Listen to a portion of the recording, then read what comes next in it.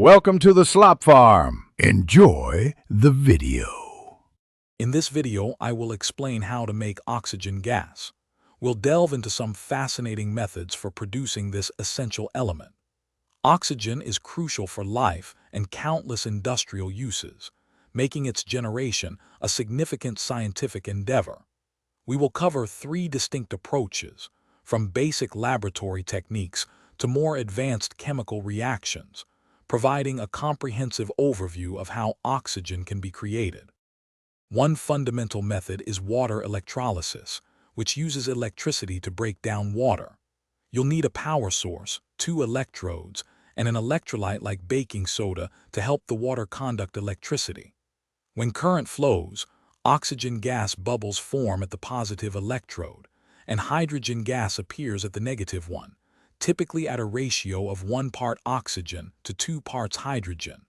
This process is a clean way to separate water's components. Another accessible method involves the decomposition of hydrogen peroxide.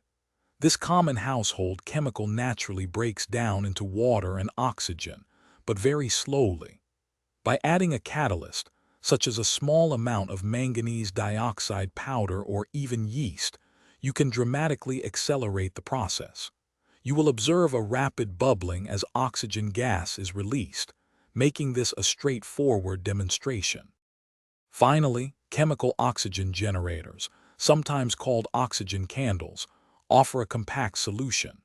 These devices contain specific chemicals like sodium chlorate that release oxygen when ignited. They are commonly found in emergency kits on airplanes, providing a temporary oxygen supply for about 12 to 20 minutes.